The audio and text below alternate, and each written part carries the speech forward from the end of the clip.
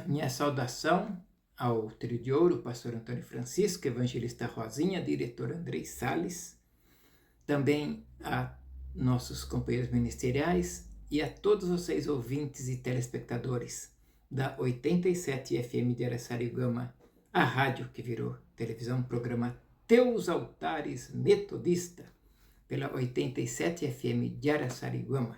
Nós hoje vamos entrar na parte 16 do discipulado módulo A Diferença entre o que serve a Deus e o que não serve.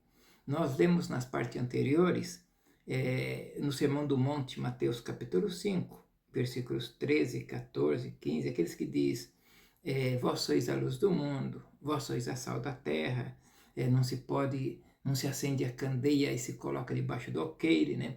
Depois lemos também, durante todo o tempo, Malaquias 3,18. Então voltareis e vereis a diferença entre o justo e o ímpio, entre o que serve a Deus e o que não serve. Hoje eu gostaria de ler em Romanos, carta de Paulo aos Romanos, capítulo 6, versículo 6, que diz assim: pois sabemos isto, que o nosso velho homem foi com ele crucificado, para que o corpo do pecado seja desfeito, a fim de não servirmos mais ao pecado. Amém. Louvado seja. Olha, eu gostaria de fazer uma lembrança que eu fiz na parte anterior do meu primo, Had Jacob. Ele era da Igreja Metodista na Penha, e quando eu ainda era juvenil para jovem, ele falou para mim assim, no começo da escola dominical, ele era superintendente da escola dominical. Ele falou assim: Gutenberg, se eu te chamar para ler o Salmo 117 na hora de receber as visitas lá na frente, você lê lá na frente para a gente? Eu abri a Bíblia e vi que só tinha 2 versículos. Aí eu falei: leio sim, leio. Aí, durante a escola dominical, fui treinando, lendo aqueles 2 versículos. Quando chegou a hora que ele me chamou, a perna tremeu, né? E eu não sabia se era unção, se era tudo, era temor, era respeito, era reverência, era unção. Aí, mas eu fui, e o Espírito Santo falou assim para mim: eu me alegrei com o seu posicionamento, vai e fala. Eu ouvi o Espírito Santo falar para mim assim, e a partir daí eu fiquei comprometido com o Senhor. E até agora esse mesmo Espírito me orienta, me ensina, me consola e me põe à frente para fazer a obra, o legado que Jesus me deixou. E nunca mais eu disse não às oportunidades. E hoje eu sou um ganhador de almas para o reino de Deus, porque o poder é dele. Porque dele, por ele e para ele são todas as coisas. Nunca mais eu disse não a uma oportunidade. E desde então eu tenho cumprido. Talvez você também tenha ficado com o chamado de Deus, que Deus pode estar te fazendo através desse discipulado. Você fique temeroso, mas o Espírito de Deus está dizendo: eu quero colocar algo nas tuas mãos. Ele está te conscientizando através desse discipulado e dizendo: eu vou colocar nas tuas mãos e vou te cobrar lá na frente. Ele está te dizendo: seja sal da terra, seja luz do mundo, seja diferente. E eu lembro aqui daquela parábola dos talentos, lembra? A um deu 1 talento, a outro deu 2, a outro deu 5, né? E naquela época era muito dinheiro. 1 talento, amados, eram 6.000 denários. Eram 6.000 dias de trabalho. Então, quem recebe 1 talento não é um coitadinho. É alguém que recebeu uma boa quantia de dinheiro e que dava para viver por 6.000 dias quem recebe 1 talento. E isso em anos quer dizer 17 anos. É uma unidade de peso equivalente a 6.000 denários. O que recebe 1 talento nesta parábola, ao invés de reproduzir, ele enterra.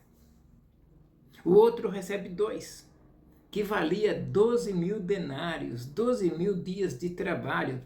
Isso em anos são 34 anos. O outro recebeu 5 talentos, que valia 30.000 denários.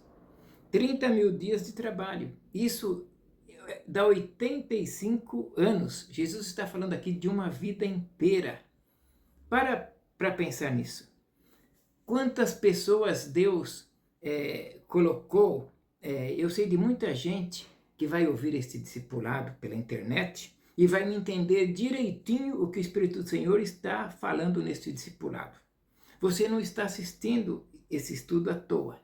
Foi Deus quem te direcionou e Ele quer te dizer: eu coloquei talentos nas tuas mãos e no tempo certo eu vou te cobrar. Não deixe para amanhã o que você pode fazer hoje. Quando Deus te chamar para a glória eterna, você irá feliz porque cumpriu a sua missão. Viva a vida em função do legado, da missão que Jesus te deixou. Salgue pelo caminho que andar. Seja sal, dê sabor pelo caminho. Ilumine pelo caminho. Seja luz, ilumine com a luz que Jesus Cristo colocou nas tuas mãos. Viva a vida com propósitos. Deus está falando com você. Seja sal da terra. Seja luz do mundo. Ele te chamou, Ele te marcou e está te dizendo: eu quero você. Eu quero por inteiro. Eu não quero você pela metade. Deus não aceita te dividir com ninguém. Ele quer mais e mais de você. Deus quer que você viva a identidade dele. Lá em Gênesis 1:27 diz que nós somos imagem e semelhança de Deus. E Deus ministra para vivermos a nossa verdadeira identidade, para que todos vejam a diferença daqueles que servem a Deus e os que não servem. Ele quer destravar a tua vida, te dar vida abundante. Nós vivemos num período, numa época em que as pessoas vivem num conflito de identidade. Temos vivido um tempo em que as pessoas têm vivido em extrema ansiedade, têm sofrido transtornos psicológicos, transtornos emocionais. E na sua grande parte, a causa é uma identidade distorcida, ou a pessoa está sendo influenciada a viver uma identidade que não é dela, uma identidade do mundo. E estas pessoas ainda não assumiram a nova identidade, que é o novo homem em Cristo Jesus. E essas pessoas ainda não mataram o velho homem com seus desejos. Certa feita, há uns 10 anos atrás, mais ou menos, eu ouvi um pastor na palavra, ele deu um exemplo da cultura não só do Brasil, mas mundial. Ele falou de um time de futebol, que um time é muito bom, excelente, é o time de Jesus. Ele falou, o time de Jesus, que Jesus é o técnico. E ele diz que você não foi contratado para jogar no time de Jesus. Se você for contratado, é que você nasceu de novo, mas que primeiramente você faz parte do time do inferno. Seu treinador era Satanás. Você era titular absoluto e agora tem o time de Deus, que o treinador é Jesus. Só que a chance de você jogar no time de Jesus é zero. Mas a graça de Deus é tão grande, tão maravilhosa, que Deus vem e tira você desse time e te traz para o time de Jesus. Te limpa, te lava, troca o uniforme, você está todo arrumadinho. Agora você nasceu de novo, você é diferente, você joga no time de Jesus. Olha, você nasceu de novo, saiu do time do capeta e foi para o time de Deus.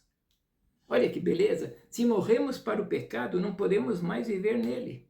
Você agora é titular do time de Jesus. Quando Paulo escreve a carta aos Romanos, no capítulo 6, ele tem alguns objetivos. Entre eles, anunciar as direções, as doutrinas do Evangelho. E entre elas, nós aprendemos sobre a graça de Cristo Jesus sendo aplicada a nós. E vimos também Paulo falando sobre a santificação. E Paulo ensina algo muito precioso, que nós, por nós mesmos, não conseguimos alcançar a redenção.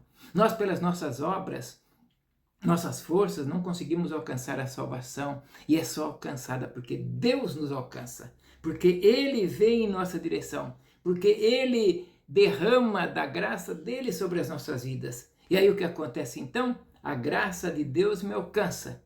E por pior pecador que eu seja, a graça de Deus me redime de todos os pecados, independente de quais e quantos são. Porque o poder é de Deus para a salvação, é muito maior do que a minha capacidade de fazer o mal. E é por isso que você é diferente. Porque você serve ao Senhor com alegria, porque você joga no time de Jesus, porque você foi lavado e remido pelo sangue de Jesus, e você foi coberto pelo cobertor da graça de Jesus. Você é diferente porque você é nova criatura e as coisas velhas já passaram e tudo se fez novo. Até a semana que vem com a parte 17 do discipulado, a diferença entre os que servem ao Senhor e os que não servem. Com carinho.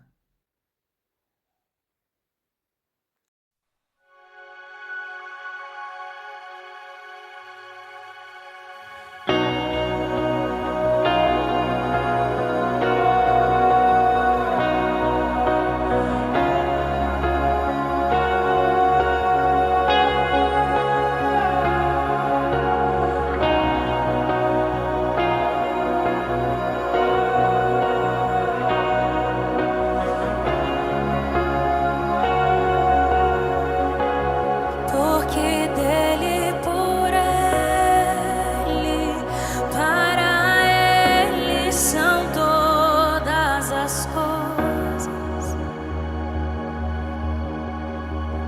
Porque dele, por ele, para ele são todas as coisas.